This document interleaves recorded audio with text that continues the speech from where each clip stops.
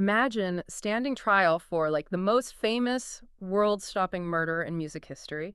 The state is trying to put you away for orchestrating a killing that, I mean, it literally changed the culture forever. Right. It shifted everything. Exactly. And here is the truly insane part. Their entire case, it isn't built on a smoking gun. It's not built on a stray hair or a fingerprint on a shell casing or some grainy casino security tape placing you right at the scene. No. Their absolute silver bullet is a memoir that you wrote yourself just to make a quick buck and get some street clout. It really sounds like a bad movie script, doesn't it? I mean, the prosecution is essentially standing up there and saying, look, we didn't have to catch you because you spent a decade begging us to look at you. Yeah. Welcome to Rotten Root, folks. Because today, man, we are pulling you into a deep dive that feels completely surreal.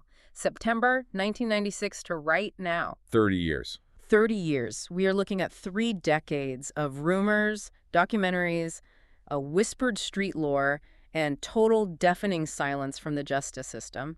And suddenly, here we are. We're looking at day 1 of the trial, the state of Nevada versus Duane Keffe D. Davis. Man, it is wild to even think about this. It really is. The time gap, it's actually the single most important character in this courtroom. Wait, how do you mean? Like, just because it's been so long? Well, yeah, think about it from a purely psychological and legal standpoint. Mm-hmm. We are talking about prosecuting a 1996 crime in front of a modern jury in 2026. Right. The host of the Mike Tyson fight that night, the MGM Grand, that place has been completely remodeled. The Vegas Strip is fundamentally a different city now. Totally different. And the technology of 1996, pagers, payphones, physical floppy disks, that is ancient history to a jury today. And yet the prosecution is standing up and telling them, we have the guy. I want to just sit with that for a second, because for everyone listening, I want you to think about where you were in 1996. Just try to picture it. Good luck with that. Right. Now imagine trying to perfectly recall what street you turned down on a random Saturday night 30 years ago. It's an impossible ask for human memory. Completely impossible. But that is exactly what our mission is for this deep dive. We are cutting entirely through the media circus. We're tossing out the conspiracy theories, the holographic Tupac performances, like all of it. We are going to dissect exactly what went down inside that courtroom on day 1. Which is so crucial. Because this isn't standard court reporting. We are looking at the mechanics of a cold case being shocked back to life. Yeah, Frankenstein's monster style. Exactly. The state, led by prosecutor Mr. Paul, they have to construct a narrative that bridges 3 decades. And what's fascinating is how they chose to open. They didn't start with the shooting itself. No, they didn't. I'm looking at the transcript of the state's opening, and man, it reads like a thriller. They drop you right into the adrenaline. Right into the chaos of the night. Yeah. September 7, 1996, Las Vegas. Mike Tyson just knocked out Bruce Seldon in like less than a single round. The whole city is buzzing. The energy is just through the roof. You have to imagine the sheer amount of money and celebrity in that building. Oh, insane amounts. Yeah. So Tupac Shakur, Suge Knight, and the whole Death Row Records crew are walking through the MGM Grand. And then the catalyst. The spark that lights the powder keg. They spot a guy named Orlando Anderson just standing by himself near the MGM elevators. Right. And for those who don't know the intricate sort of family trees of 1990s Los Angeles street politics, Orlando Anderson is Keefe D's nephew. And the Death Row crew, they do not hesitate. They just swarm this guy. It's all captured on casino surveillance, too. Yeah. Tupac and Suge Knight are right there in the mix, just stomping Orlando Anderson into the casino carpet before hotel security finally manages to break it up. And the Death Row guys take off. And the state is arguing that the entire murder of Tupac hinges on what happens in the next 2.5 hours. Well, hold on, because if we are going to talk about why they jumped him, we have to look at the broader context that the prosecution introduces. It's essential. Okay, break that down. They don't just say Tupac saw a guy he didn't like and decided to throw a punch. They bring the heavy, complex gang politics of Compton right into this Vegas courtroom. This is the part that blows my mind, because the state maps out this massive proxy war. It wasn't just a casino scuffle. On one side, you have the mob Peru Bloods, right? Correct. And Suge Knight grew up around them. He integrated them into Death Row Records as this sort of unofficial, hyper-intimidating security force. Right. And on the other side, the Southside Compton Crips. And Keefe D wasn't just some fringe affiliate. The prosecution makes it very clear to the jury. Keefe D was the leader of the Burr Street faction of the Southside Crips. He was the boss. Exactly. And beyond just street-level gangbanging, the state points out he was running a massive, large-scale drug trafficking operation. He was an executive in that underworld. That's how he rose to power. So he's not just a guy on the corner. No, not at all. So when his nephew gets stomped by his direct rivals, it's not just a familial insult. It's a massive attack on his organization's reputation. And wait, the craziest part of the state setup is that this whole thing, the biggest murder in hip-hop, all traces back to a shopping mall. Yes, the Lakewood Mall. I was reading this and I had to reread it to make sure I wasn't hallucinating. A mall in California. The prosecution uses this to show premeditation and existing bad blood. They explained to the jury that tensions had boiled over earlier that summer at the Lakewood Mall. What actually happened there? A death row affiliate named Trayvon Lane was walking through the mall wearing one of those heavy, iconic death row chains, the ones with the gold medallion. Oh man, those chains were legendary. Right, and a brawl breaks out between Mob Piru and the Southside Crips right there in the concourse. And during the chaos, someone snatches that death row chain right off Trayvon's neck. Okay, let me pause you there. Because the butterfly effect of this is staggering. A chain gets snatched at like a Foot Locker or whatever, and it sets off a domino effect that results in Tupac bleeding out in a BMW. It's incredible when you trace it back. So Trayvon Lane is walking with Tupac and Suge Knight in the MGM Grand months later. He sees Orlando Anderson standing there, and the state argues Trayvon points him out, like, that's the guy from the Southside Crips, that's the guy connected to the chain. Instant retribution. Exactly. Precisely. Yeah. The casino beating is retaliation for the Lakewood Mall incident. And in the logic of this specific underworld, a beating like that, especially a public humiliation captured on camera against a high-ranking member's nephew, it demands a lethal response. You can't just let that slide. Right, that is the state's entire motive. Right. So we enter this critical 2.5-hour window. The prosecution outlines a highly coordinated hunt orchestrated by Keffe D. Let's break down this hunt, because the state says Keefe D doesn't just get mad, he gets tactical. How exactly do they claim he armed up in a city he didn't even live in? Well, the prosecution claims Keffe D leveraged his underworld connections. He supposedly meets up with a New York drug associate named Eric Martin, known as Zip Martin. Zip Martin, okay. Now, Zip Martin's an interesting figure because he actually had close ties to Bad Boy Entertainment, which was Death Row's bitter East Coast rival. Oh, wow. The plot thickens. It does. The state alleges Zip Martin provides Keffe D with a Glock 40. From there, Keffe D organizes a strike team. He gets 2 vehicles together to head toward Club 662. And that's where Tupac was scheduled to perform a charity concert that night, right? Exactly. He initially gets in a van, though, doesn't he? But then the state says he switches vehicles. Correct. The prosecution details how he switches to a white Cadillac.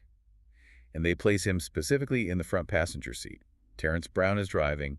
DeAndre Big Dre Smith is in the back, and the nephew who just got beaten up, Orlando Anderson, is also in the back. Okay, but this is the linchpin. This is the moment I want to really dig into because it defies all logic of self-preservation. It really does. The state's entire case isn't built on pulling Keefe D's DNA out of the upholstery of that white Cadillac. It's not built on finding the Glock 40 hidden in his house. It is built entirely on Keefe D's own vocal cords. The guy went on a multi-year press tour to confess. It's wild. Make that make sense to me. Why would a supposedly high-level drug trafficker ever open his mouth? It is arguably one of the most astonishing elements of modern legal history. You have to understand the legal mechanism he thought was protecting him. Okay. The prosecution lays out a timeline of Keffe D essentially self-snitching, starting with minor FBI interviews in 1998 and 1999 where he admits he was in Vegas. He admits he was furious about his nephew, but he denies the actual murder. He's just dipping his toe in. Right. But the real turning point is 2008. The secret proffer session. Man, I read the outline of this and my jaw hit the floor. Break down what a proffer actually is, because a lot of people hear immunity and they think it's just a get-out-of-jail-free card. Right. It's not quite that simple. A proffer agreement, which is sometimes called Queen for a Day, is a very specific legal contract. In 2008, a federal task force led by LAPD Detective Greg Kading was investigating a completely different, equally massive crime. The Biggie murder. Exactly. The murder of Biggie Smalls, which happened 6 months after Tupac. The task force realizes that Keffe D owned a Chevy Impala that was seen near the Biggie shooting. So they want to talk to him. But a guy like Keffe D isn't just going to walk in and chat. No way. So they trap him. They don't get him on murder. They get him on his actual day job. Exactly. They set up a massive narcotics sting and bust Keffe D dead to rights for large-scale drug trafficking. I mean, he is facing serious end-of-his-life federal prison time. He's looking at forever. He is.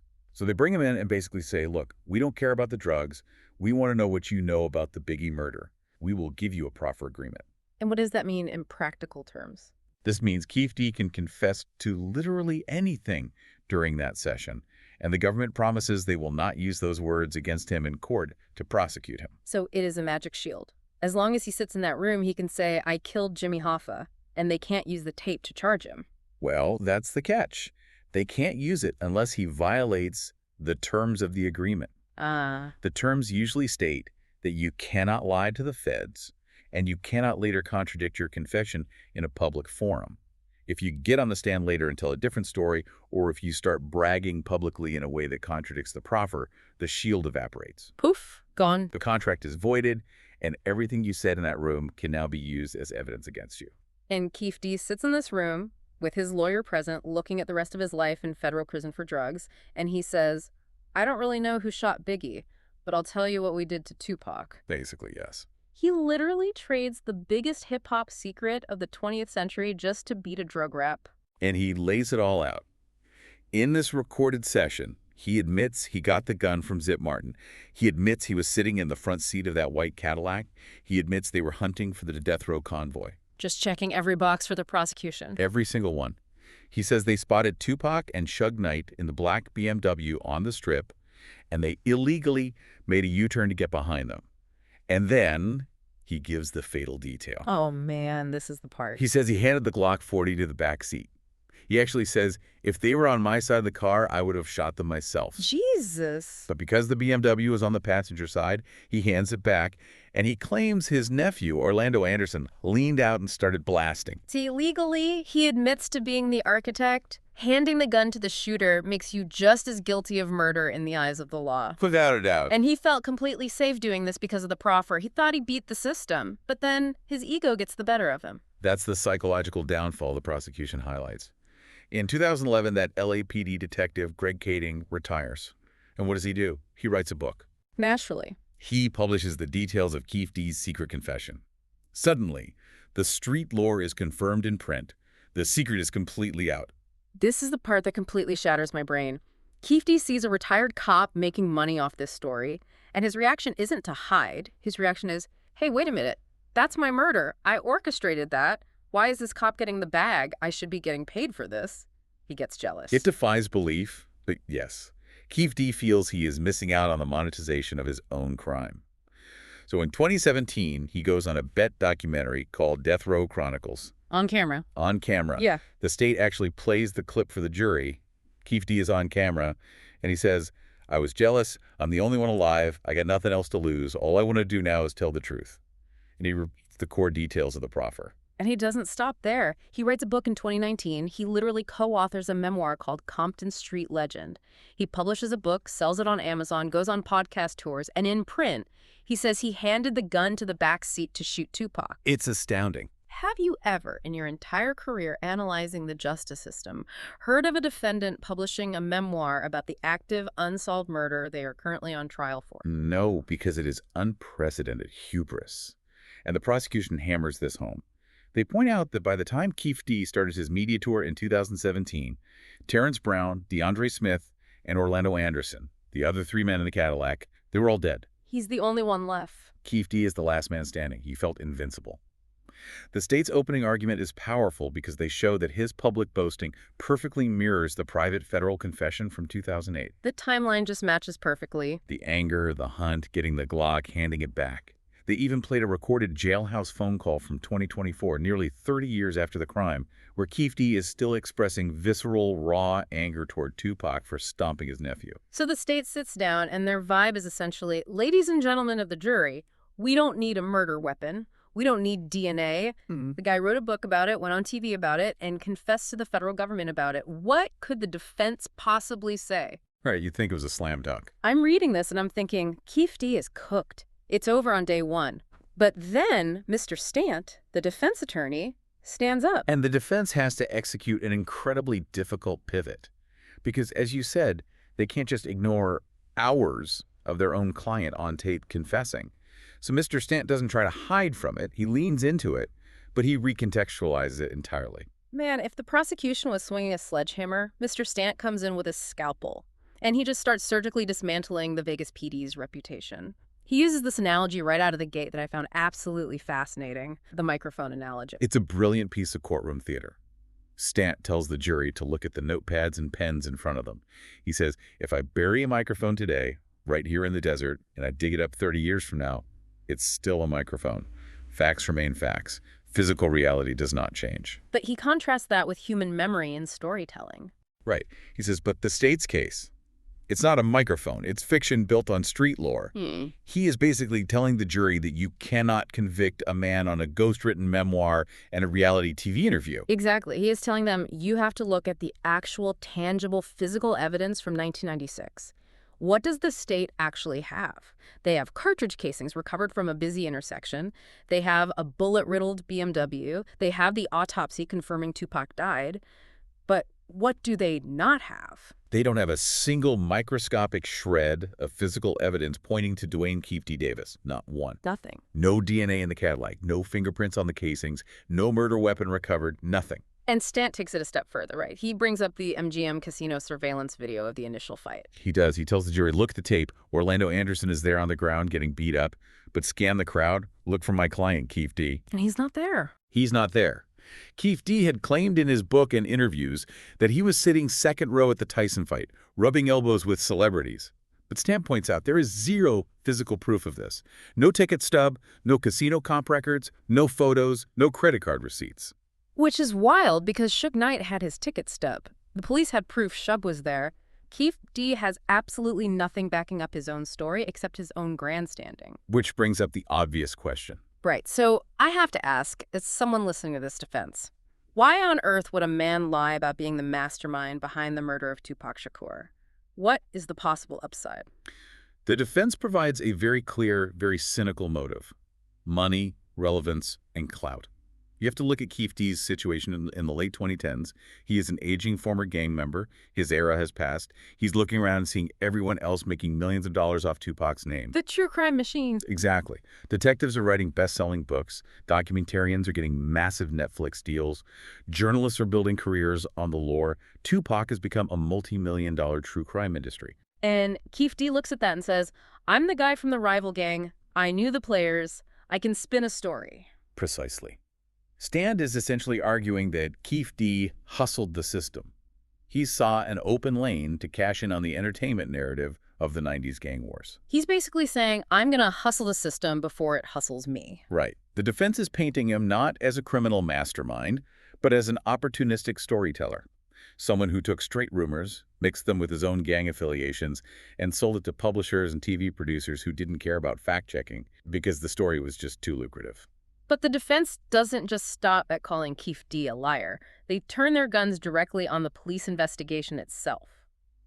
And man, I thought I knew how messy cold cases could be. But the absolute incompetence of this investigation over 30 years, it feels like a joke. It feels like a bad parody of a police procedural. The defense systematically puts 3 decades of law enforcement on trial to generate reasonable doubt. And it is highly effective. They start by outlining how fractured the initial investigation was. Oh yeah, they bring up Compton PD. They mention the Compton Police Department, which is crucial because that's where the suspects lived and operated. The defense points out to the jury that the entire Compton PD was disbanded in the year 2000. They didn't just get reformed. The city literally dissolved the police department because of internal corruption. They evaporated it. Which means all the intelligence, all the files, all the institutional knowledge about the Southside Crips from that era was either compromised or completely lost. Wow. But the defense really hits their stride when they bring up the interdepartmental dysfunction. You are talking about the LAPD fake gun prank. I am telling you, I was reading this section of the trial transcript, and I had to physically stand up and walk around my kitchen. I couldn't believe it. It is hard to fathom. You have this Vegas detective, Detective Long, who takes over the cold case in 2002. Out of nowhere, the LAPD calls him and says, hey, great news. We found the gun that killed Tupac. Right. And Detective Long, thinking he just caught the break of a lifetime, drives all the way from Vegas to Los Angeles.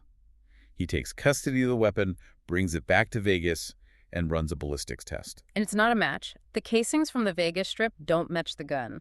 So Long calls the LAPD back and says, hey guys, this isn't the gun. And the LAPD literally laughs at him and says, yeah, we know. We gave you a fake gun to test you out. Unbelievable. They sent a fake murder weapon as a prank during the active investigation of the highest profile unsolved murder in American history. It is staggering. It sounds absurd, but the defense uses it incredibly effectively.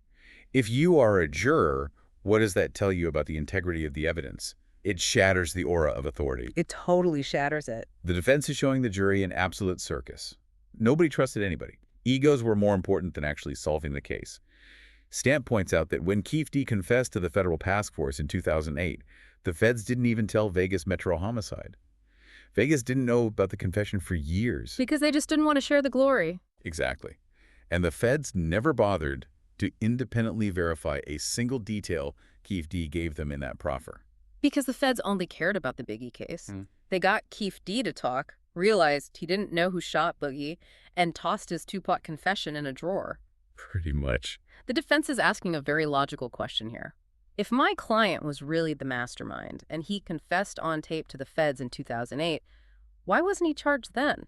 Why wasn't he charged when Vegas finally interviewed him in 2009? Why wasn't he charged when his book hit the shelves in 2019? And that line of questioning leads perfectly into their character assassination of Detective Cliff Mogg. Because someone had to eventually bring these charges, and Mogg is the guy who took over the case in 2017. Stant goes after Mogg hard.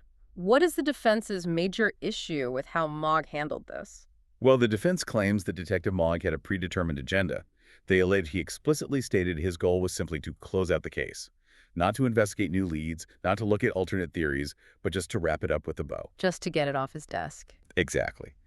Mogg eventually retires, but then comes back as an independent contractor, billing the district attorney by the hour. And he is the one who goes to the secret grand jury to secure the indictment against Keffe D. And what does he actually present to the grand jury? Does he have new forensics? No. He literally just reads Keffe D's book out loud to them. He treats a ghost-written entertainment memoir like it's a sworn forensic affidavit. It's a very unorthodox approach. Stant points out that Mogg didn't even write a police report for years. He just backloaded all his paperwork 5 weeks before the trial started. It is a blistering attack on the procedural integrity of the state. It really is. The defense's opening creates massive structural seeds of reasonable doubt. They are framing the entire trial for you, the listener, as a choice between two bad options. Do you believe a hustler's bragging in a book? Or do you believe a 30-year vacuum of physical evidence driven by police corruption and bureaucratic laziness? Man. So that's the setup. The state says he confessed, case closed. The defense says he's a liar who wanted money and the cops are corrupt clowns. The jury has to be spinning at this point. Absolutely spinning. And then the trial actually begins. The opening statements end and the first witnesses take the stand. And this is where we get the raw eyewitness chaos on the Vegas Strip. Because the state calls Officer Gary Dale to the stand, the bike cop. Gary Dale's testimony is a phenomenal piece of time capsule history. He provides the jury with the ground-level reality of that night. He's working a routine bicycle patrol on the Vegas Strip. Just a normal night for him. Right. It's a Saturday night post-Tyson fight, so the congestion is just unbelievable. Cars are barely moving. Around 11:40 p.m., he spots a black BMW driving with no license plates. He initiates a standard traffic stop. Just a totally mundane, everyday stop. He rides his bike up to the driver's side window, shines his flashlight, and who is looking back at him? It's Tupac Shakur in the passenger seat and Suge Knight driving. Tupac is wearing this massive custom gold medallion. Yeah. Officer Dale even testifies that he commented on it. He's standing there looking at one of the most famous rappers alive, and he says something like, wow, man, that's a huge piece of gold. Bro. And Suge Knight, who is a massive, imposing figure, it's just smooth-talking the cop. Right. Suge doesn't get aggressive. He tells Officer Dale a very believable lie. Yeah. He says they are part of a larger entourage. They're just driving up and down the strip to film a music video. And they took the plates off the car for the camera so it would look clean on film. And the cop buys it. Or at least he doesn't want to deal with the paperwork. He just gives them a verbal warning and lets them go. It happens all the time. Imagine being that bike cop. You give Tupac a warning for no plates, you watch him drive away into the traffic, and 10 minutes later, the radio on your shoulder explodes with a shots fired call. You pedal your bike up towards the intersection of Flamingo and Koval, and there is the exact same black BMW, shot to absolute pieces, run up onto the median. And this is where Dale's testimony gets incredibly dark, and it really sets the tone for the entire investigation. Dale approaches the ruined car. The scene is completely chaotic. It had to be a nightmare. Suge Knight is bleeding from a fragmentation wound to his head, pacing frantically around the car, yelling at the cops to take care of Tupac. EMTs are pulling Tupac from the passenger seat. Dale realizes the severity of the situation and actually gets into the back of the ambulance with Tupac. He's a cop doing his job. He has a dying victim, and he needs a dying declaration. He needs to know who pulled the trigger. Exactly. He is leaning over Tupac, who is bleeding profusely from multiple chest wounds, and he is begging him for a name. Who did this? Who shot you? And Tupac, bleeding out on a stretcher, looks at this cop and flat out refuses to cooperate. His last words to Officer Dale are, "No, we'll take care of it. We'll take care of it. It's chilling." Taking multiple bullets to the chest, knowing he might die, and he still will not give the law a millimeter. Legally, that moment is crucial for the state. It reinforces their narrative about the deep-seated gang culture at play. It shows the jury that in this specific world, problems are handled internally, violently, and privately. They do not use the court system. Wow, yeah, that makes sense. However, from a purely evidentiary standpoint, the defense cross-examines Officer Dale and establishes a vital fact. Dale offers absolutely nothing to implicate Keffe D. He didn't see the shooter, he didn't see a white Cadillac, he didn't see a caravan, he just saw the bloody aftermath. Right, it's great atmosphere, but zero forensics. And then the state calls Ingrid Stokes. She was driving a Chrysler Sebring convertible that night. And this testimony, man, it's about the sliding doors of history. The sheer, terrifying randomness of life and death. Her story's incredible. So she's one of 4 girls from Los Angeles who drove up to Vegas for the weekend. They completely missed the Tyson fight because they were taking too long getting ready in their hotel bathroom. Yeah. So they decided to just drive down the Strip with the top down to see the sights. Pure coincidence. Yeah. They happened to pull up next to Suge Knight and Tupac at a stoplight. And one of the girls in the back seat of the convertible, Lauren, actually recognizes Suge. She knows him from L.A., so they start casually chatting at the red light. Right. Suge is in a good mood, and he invites the girls to follow their convoy to Club 662 for the after-party. Suddenly, these 4 civilian girls in a Sebring are integrated into this chaotic, high-security death row entourage. And Ingrid gets incredibly annoyed. Yeah. Because she doesn't know how security convoys work. She just thinks they're driving like jerks. Exactly. She sees all these massive SUVs swerving aggressively, cutting people off, trying to keep a tight formation around Suge's BMW.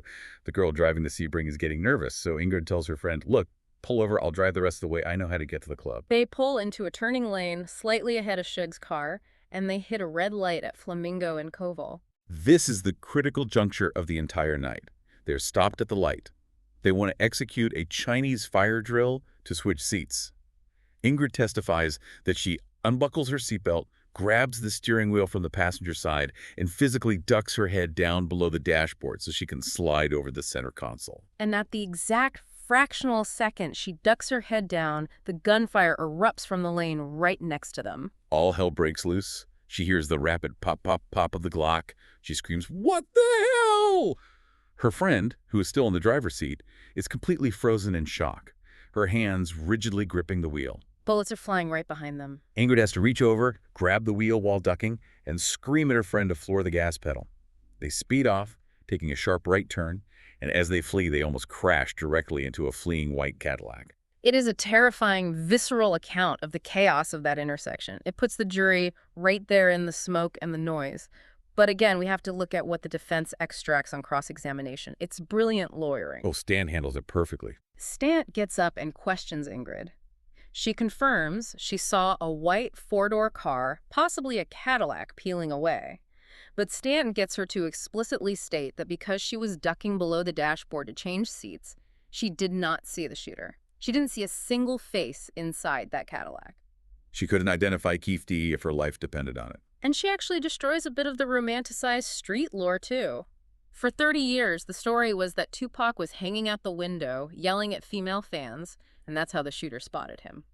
But Ingrid testifies that wasn't true at all. Right. She said he was just sitting there. She said Tupac was just relaxed in the passenger seat, leaning back, listening to music. The defense uses her testimony to prove a larger point. If the people who were mere feet away from the muzzle flashes can't identify the shooters some years later, how can the state prove anything? Furthermore, Ingrid's interaction with the police afterward is highly revealing. She testifies that when she finally went to talk to the police, they treated her and her friends terribly. They made these traumatized girls sit on the curb in their designer clothes, acting hostile toward them. And she says something on the stand that sums up the whole era. She says, in her culture, snitches get ditches. So she already had no desire to talk to the cops. And when the Vegas police treated her like a suspect instead of a witness, it just sealed the deal. She went back to LA and kept her mouth shut. If the civilian eyewitnesses couldn't see anything, and the streets wouldn't talk because snitches get ditches, what were the actual homicide detectives doing to build a case? That question brings us to the final section of day one, the testimony of the original detectives and the absolute wall of silence and paranoia they faced in 1996. Let's get into this, because when these detectives take the stand, it paints a picture of Las Vegas that does not feel like a functional city. It feels like a war zone operating under the radar. Yeah, exactly. Detective Brent Becker from Vegas Metro Homicide is called out. He gets to the scene of the shooting around 1:00 a.m. Becker immediately notes to the jury how unusual this call was. Homicide detectives are rarely called out to a scene before there is a confirmed deceased victim. Tupac was still alive in surgery. But because of who it was, General Assignment kicked it straight up the chain of command. So Becker gets there. What does he find? Becker arrives and assesses the physical evidence. He sees the bullet strikes concentrated heavily on the passenger side of the BMW. He sees the .40 caliber Glock casings scattered across the asphalt. But even the physical evidence is a mess. It's Las Vegas Boulevard on a Saturday night. Becker admits on the stand that before they could secure the massive intersection, civilian cars had driven over the casings, Kicking them into the gutters, flattening them. They don't even know for sure exactly how many shots were fired because the scene was contaminated instantly. And the human evidence was even worse. The only eyewitnesses who stuck around were the four guys in the Lexus directly behind Tupac's car. This was Frank Alexander, the bodyguard, and members of Tupac's rap group, the Outlaws. And despite watching their friend get gunned down, none of them give a clear identification to Becker. The most descriptive lead Becker gets from them is one guy saying the driver of the Cadillac had a bitch face. That's it. That is the best lead Homicide has on night one. But the craziest part of Becker's testimony isn't the lack of evidence at the scene, it's the paranoia inside his own police department. He's testifying under oath about this. Yes. Becker tells the jury that the media frenzy was so intense and the money being thrown around by tabloids was so vast that he couldn't trust his own colleagues. It's his own colleagues. He had to start actively hiding his case files. He locked physical files in his personal desk. He stopped using the precinct's network computers. He started typing his reports and saving them onto physical floppy disks, taking them out of the system entirely because Metro employees were actively leaking sensitive information to the press. Someone literally sold a Polaroid of Tupac lying dead on the autopsy table to the Daily Mail. A cop or a coroner sold out the investigation for tabloid money. I mean, how do you run a cohesive murder case when you think the guy at the desk next to you is on the payroll of the Sun? You can't. The investigation was compromised from the inside out, and that distrust extended outward to other agencies. Becker testifies that he absolutely did not trust the Compton Police Department. Which makes sense based on what we said earlier. Right. Now, remember, Compton is where the Southside Crips and the Mob Piru operate. That's where the investigation needed to go. Why didn't Becker trust them? Because the lieutenant in charge of the gang unit in Compton was a man named Reggie Wright Sr., and his son, Reggie Wright Jr., was the head of security for Death Row Records. Which is an insane conflict of interest. The head of the gang unit in the city where the suspects live is the father of the guy running the security detail for the victims. It's unbelievable. And the defense, of course, has a field day with this. They point out that Reggie Wright Jr. explicitly ordered his death row security team not to carry their weapons that night in Vegas, which left Tupac vulnerable. He was nowhere near the shooting when it happened, and he instructed his staff to lie to the Vegas police afterward. No wonder Detective Becker wouldn't share his floppy disks with Compton PD. It was a siloed, dysfunctional mess. But Becker's testimony also reveals the sheer, overwhelming intimidation factor of Death Row Records at its peak. He talks about finally managing to get Suge Knight to come into the precinct for formal interview. And how did that go? Becker testifies he expected this boisterous, aggressive, intimidating CEO to walk through the door. Instead, Suge Knight, the man who was driving the car, the man who took shrapnel to the head, shows up flanked by 3 high-powered attorneys. Lawyers everywhere. He acts extremely timid, very quiet, and claims he knows absolutely nothing. He says he couldn't recognize anybody in the Cadillac. The most intimidating man in the music industry was terrified in a police station. It really shows you the absolute grip of fear that was on everyone back then. Silence wasn't just a code. Silence meant survival. Exactly. And that theme carries right over to the final witness of day one, LAPD Detective Fred Miller. Miller takes a stand via video feed. His testimony is critical because it bridges the Tupac and Biggie investigations. Miller was transferred to robbery homicide specifically to investigate Biggie Smalls' murder. And in June of 1997, he brings Keffe D into an interrogation room, along with Keffe D's lawyer. And the state plays the audio tape of this 1997 interview for the jury. They do? Have you listened to this tape? I am telling you, it is a masterclass in criminal deflection. The LAPD is trying to pin down Keffe D's location at the Peterson Automotive Museum where Biggie was killed. They have actual evidence. They found a Polaroid picture in the trunk of a Chevy Impala linked to Keffe D that places him right in the orbit of the crime. And how does he respond? Keffe D just plays completely dumb. He acts like a humble mechanic. He says, "I do hydraulic cars. I fix up low riders. It's a seasonal business." He denies any and all gang involvement. He is incredibly evasive, but very calm. He tells the LAPD detectives they are barking up the wrong tree and wasting the taxpayers' money by harassing him. He complains bitterly about being targeted by the Compton PD gang unit. He's playing the victim. At one point on the tape, he says, "I'm not going to piss on a cop. I just want to show you we haven't picked you up with anybody." He absolutely refuses to identify anyone else who's at the Peterson Museum party, explicitly telling the detectives he will not be drawn into naming names. And the defense uses this tape beautifully. Mr. Stant gets up to cross-examine Detective Miller via the video feed. He asks a series of rapid-fire questions. It's a great cross-examination. He says, "Detective Miller, did that Polaroid help you solve Biggie's murder?" Miller says no. "Was Keffe D ever charged with Biggie's murder?" Miller says no. "When you searched his house in 1997, did you find any evidence linking him to the Tupac murder?" Miller says no. The defense is showing the jury that Keffe D has been investigated by the LAPD, the FBI, the DEA, and Vegas Metro for 30 straight years. And until he started bragging on television to sell a book, nobody had a single shred of actual evidence against him. It cements the defense's core narrative. Yeah. Keffe D is not an untouchable mob boss. He was a survivor of the 90s gang wars who outlived his rivals and realized his survival story was worth a fortune to the media. Right. But the underlying tragedy here, the real reason this case took 30 years to reach a courtroom, isn't just a lack of physical evidence or interdepartmental squabbling. It is that the culture of the 90s gang war actively, violently suppressed the truth. Because everyone who could have definitively testified is dead. Exactly. The streets swallowed the witnesses before the courts could ever hear them. Orlando Anderson, the alleged shooter, was shot dead at a Compton car wash over a totally unrelated drug dispute. Terrence Brown, the driver, was murdered. DeAndre Smith, dead. Frank Alexander, the bodyguard who was in the car behind Tupac, committed suicide. Yaki Gaddafi, the member of the Outlaws who told police he might be able to identify the driver, was murdered in New Jersey just 2 months after Tupac. It is a graveyard of evidence. So looking back at the totality of day one, what does this all mean? We have to look at the raw takeaways. Did the state prove enough with Keffe D's own words? Or did the defense shatter the case by exposing the total lack of 1996 physical evidence and the absolute circus of police corruption? It represents the ultimate legal paradox for a jury. On one hand, the state has a defendant who spent a decade screaming from the media rooftops that he orchestrated a historic murder.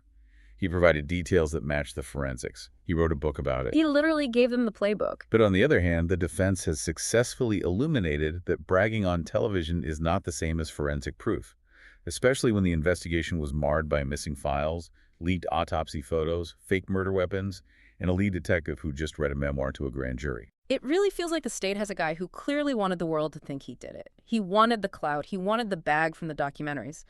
But wanting people to think you're a gangster to sell a book on Amazon, and the state actually proving you handed a Glock 40 to a shooter beyond a reasonable doubt in court of law. Wait, I mean, proving it in a court of law, those are two very, very different things. And that leaves us with a profound, unsettling question to mull over as we wait for day two. Yeah. After 30 years of destroyed evidence, dead witnesses, admitted police manipulation, and a culture of absolute silence, Yeah. does a conviction in 2026 based on a ghostwritten memoir actually represent justice for Tupac? Mm. Or is it simply the legal system, battered and embarrassed, desperate to finally close the books on its most high-profile three-decade failure? Man, that is the multi-million-dollar question right there. The waters are muddy, the facts are 30 years old, and we are just getting started. Keep your eyes open. We'll be right back here tracking every single detail on the next deep dive.